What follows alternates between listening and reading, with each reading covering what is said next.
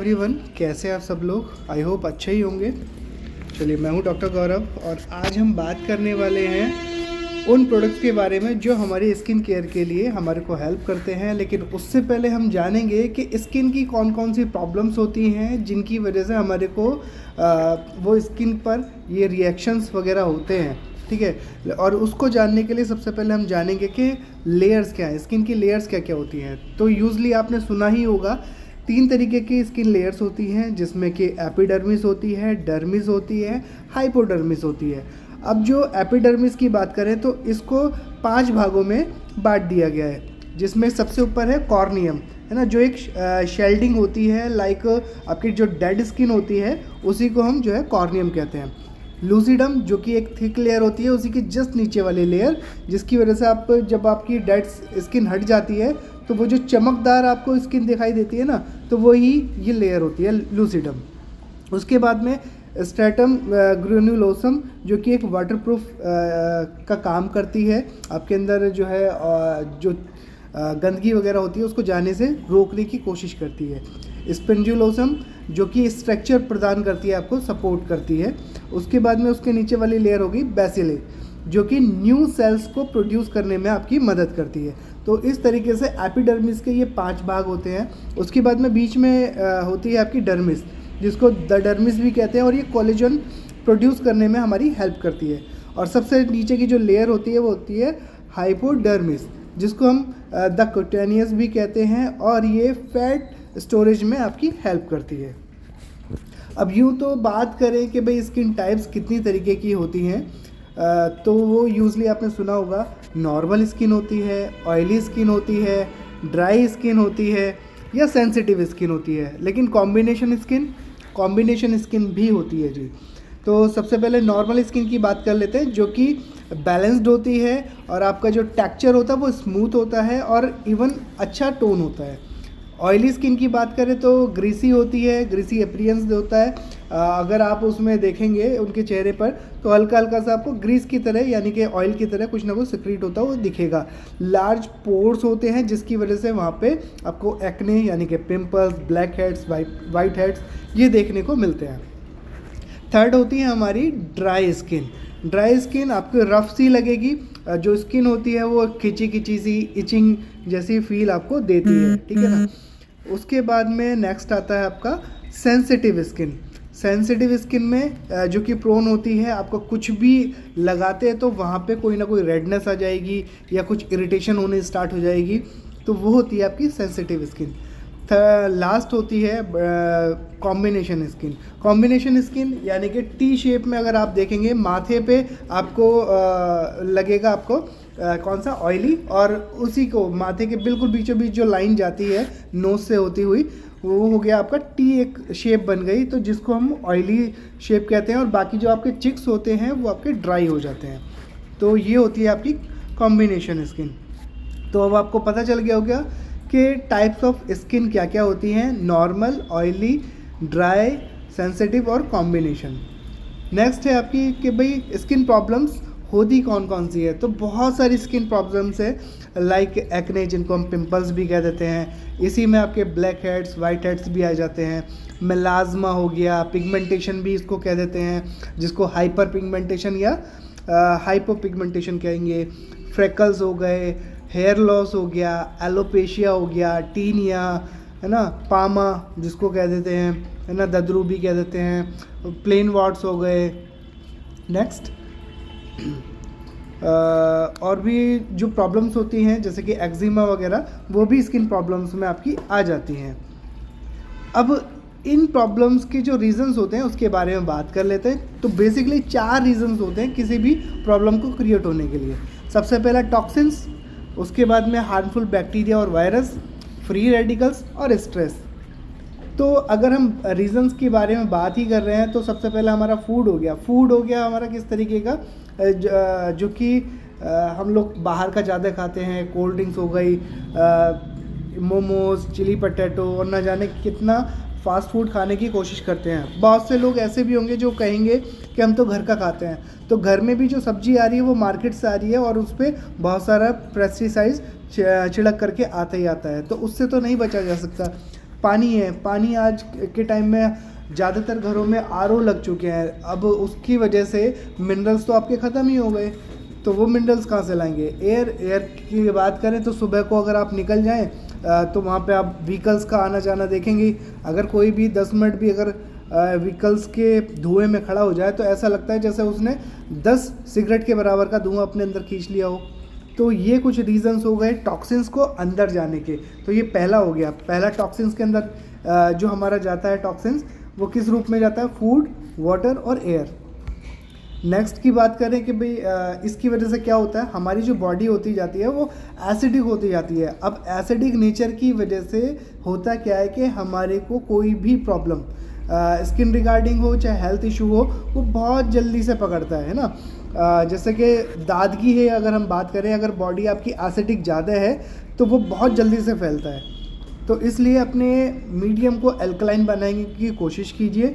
Alkaline बनाने के लिए सबसे अच्छा और सस्ता जुगाड़ है पानी पियो खूब, जितना हो सकता है हर घंटे 1 गिलास पानी पी सकते हैं। सुबह को उठ कर के खाली पेट पानी पी सकते हैं, 1 गिलास, 2 गिलास, 4 गिलास तक आप पानी पी सकते हैं, ठीक है। तो ये आपको अल्कलाइन जितना आप अपनी बॉडी को बनाएंगे उतना अच्छा रहता है। नेक्स्ट जो उन 4 रीजन्स में से फिर नेक्स्ट आता है आपका हार्मफुल बैक्टीरियाज एंड वायरस।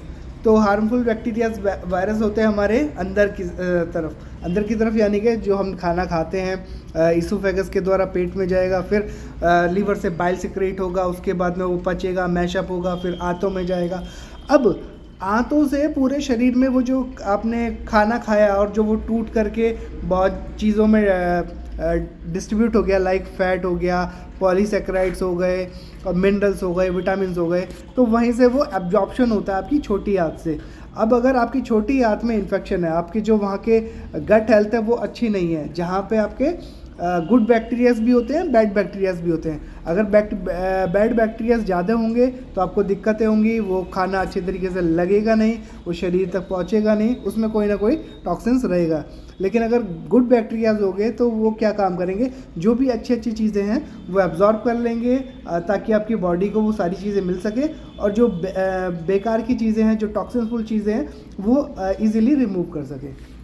तो इसलिए गट हेल्थ बहुत ज़रूरी है। आपका पेट अच्छा है तो आपके बहुत सारे रोग होने के चांसेस बहुत नेग्लिजिबल हो जाते हैं। अगला अगर हम बात करें रीज़न का तो वो है फ्री रेडिकल और स्ट्रेस। फ्री रेडिकल्स की बात करें तो आप देख रहे हैं कि एक नॉर्मल सेल है, बिल्कुल शेप में है, लेकिन अगर फ्री रेडिकल्स की बात करें वो अटैक करती है तो उसकी शेप चेंज हो गई है ना, और उसी सेल को ये मार भी सकता है, ठीक। तो इसलिए बहुत ज़रूरी है कि अगर फ्री रेडिकल्स हमारे अंदर जा रहे हैं तो हमको एंटीऑक्सीडेंट्स लेने चाहिए ताकि वो उसके साथ में मैचअप करके उसको बाहर निकाल दे, किसको, जो हमारे फ्री रेडिकल्स हमारे अंदर ये बन रहे हैं, ठीक है। अब इनको ये फ्री रेडिकल्स होते क्या हैं इसके बारे में छोटी सी बात कर लेते हैं। लाइक मैं अपनी शर्ट सिलवाने के लिए गया तो कपड़ा लेके जाऊंगा टेलर के पास में, अब वो मेरा नाप वगैरह ले लेंगे, उसके बाद में उस शर्ट को सिलेंगे। सिलने से पहले उसको कटिंग होगी, तो कटिंग के साथ में जो वो कतरनें बचती हैं वो हो गई आपकी एक तरीके से फ्री रेडिकल्स, जो आपके शरीर में रहेगी तो दिक्कत करेगी, ठीक है। तो ऐसे ही जो आपका फ्री रेडिकल्स को बाहर निकालने के लिए सबसे अच्छा है एंटीऑक्सीडेंट्स लीजिए। मॉर्निंग टाइम में हो सकता है तो विटामिन सी रिच फूड या पेय पदार्थ आप ले सकते हैं। लाइक 1 गिलास पानी में आप आधा नींबू डाल करके पीना स्टार्ट करें, नॉर्मल पानी में, गर्म में कभी मत लीजिएगा। कुछ ये हमारे पेशेंट्स के टेस्टिमनीज़ हैं, लाइक इसको विटलिगो हुआ था और ये क्योर हो गया। तो हम जो भी सिस्टम के साथ में देते हैं, मतलब इनको ट्रीटमेंट देते हैं, वो ज़्यादातर हमारा 80% आपका डीएक्सन प्रोडक्ट्स ही होते हैं, है ना। इम्पैटिगो हो गया, हाइपर पिगमेंटेशन हो गया, विटलिगो अगेन, ड्रग रिएक्शन, मिलाज्मा, एक्जिमेटेड डर्मेटाइटिस। तो ये कुछ रोग होते हैं जिसकी वजह से पेशेंट्स आते हैं और उनको क्योर करना हमारी रेस्पॉन्सिबिलिटी बन जाती है। तो अब कुछ प्रोडक्ट के बारे में जान लेते हैं कि डीएक्सन के कौन कौन से ऐसे प्रोडक्ट्स हैं जो आपकी स्किन के लिए बहुत अच्छे हैं। लाइक गैनोजी सोप, सुपर सोप है, इसके अंदर सिर्फ 4 चीज़ें आपको मिलती हैं जिसमें कि गैनोडर्मा मेन कंटेंट है है ना। अब इसको एक ऐसी सोप है, आप इसको होल नाइट लगा करके छोड़ भी सकते हैं और इसके मेरे को बहुत अच्छे रिजल्ट्स मिले हैं। लाइक आपका एक्ने में, मेलाज्मा में, है ना। जब आपका पूरा ट्रीटमेंट हो जाता है उसके बाद में मैं सजेस्ट करता हूँ कि आप एलोवेरा सोप ले लीजिए, इसको यूज़ कीजिए, है ना। एलोवेरा बॉडी लोशन लीजिए, उसको यूज़ कीजिए, तो आपका जो ट्रीटमेंट वाला हिस्सा हो गया आपका गैनोजी सोप से ही सॉल्व हो जाता है।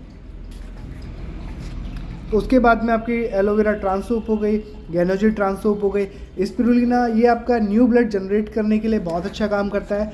साथ ही ये एक एल्कलाइन सब्सटेंस भी है, एल्कलाइन फूड भी है, जो आपकी बॉडी को एसिडिक से एल्कलाइन की तरफ लेकर के जाता है। इसलिए मैं अपने ज़्यादातर पेशेंट्स में स्पिरुलिना ज़रूर रिकमेंड करता हूँ। उसके बाद में हम लोग जो है गैनो वर्जिन कोकोनट ऑयल उसको पीने और लगाने के लिए देते हैं। पीने से होता क्या है कि उसकी जो आंतें होती हैं वो थोड़ा सा अच्छी नरिश्ड हो जाती हैं, जिसकी वजह से वो फंसा हुआ जो मल होता है ना वो भी इजीली रिमूव हो जाता है। गैनो मसाज ऑयल है, आप इसको बालों में यूज़ करिए, काफ़ी अच्छा काम करता है ना। बाकी कुछ जगह पे जैसे कि आपका सोराइसिस है उसमें बहुत अच्छा काम करेगा, एक्जिमा है उसमें बहुत अच्छा काम करेगा, क्योंकि वहाँ की जो स्किन होती है बहुत ज़्यादा ड्राई होना स्टार्ट हो जाती है। तो अब वहाँ पे अगर नरिशमेंट मिलेगा तो वो हील अप होना स्टार्ट हो जाता है। टी ट्री क्रीम हो गया, फेस के लिए बहुत अच्छी क्रीम है। उसके बाद में एलोवेरा सीरीज़ तो बहुत ही अच्छी है। क्लिनजिंग जेल आप एक्ने में दीजिए, एक्वा जेल हो गया, टोनर हो गया, फेस मास्क हो गया, न्यूट्रिटिव क्रीम हो गया, है ना, और एलोवेरा बॉडी लोशन। तो ये कुछ अच्छे प्रोडक्ट्स हैं। उसके बाद में हेयर लॉस के लिए सबसे अच्छा सी बकथॉर्न देना स्टार्ट कर दीजिए।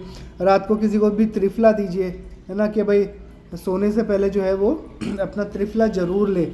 और नीली तेलम दीजिए, उसको 20 से 25 ड्रॉप उसके बालों में लगवाइए, बालों से मतलब है उनके स्काल्प पे लगवाइए, जो जड़ें हैं, है ना। गैनोजी शैम्पू का जो इस्तेमाल करना है वो लाइक आधा चम्मच शैम्पू ले लिया, आधा चम्मच पानी ले लिया, दोनों को मिक्स किया और 15 मिनट के लिए लगभग अपने बालों पे छोड़ सकते हैं। तो उससे होगा क्या कि आपके जितने भी कमज़ोर बाल होंगे वो सब निकल जाएंगे। तो घबराने की ज़रूरत नहीं है, क्योंकि अभी क्या है कि वहाँ पे नए बाल उगने स्टार्ट हो जाएंगे। क्योंकि प्रॉब्लम वहाँ होती है जहाँ पे हेयर लॉस तो हो रहा है लेकिन वहाँ पे रीग्रोथ नहीं आ रही, तो रीग्रोथ बहुत ज़रूरी है। ठीक है, तो ये प्रोडक्ट्स हैं कुछ जो आप यूज़ कर सकते हैं। तो थैंक यू सो मच। आप इस वीडियो के माध्यम से और जो भी स्किन डिसीज़ के बारे में जानना चाहते हैं आप हमें कमेंट कर सकते हैं और उसका आंसर आपको ज़रूर मिलेगा। Thank you so much.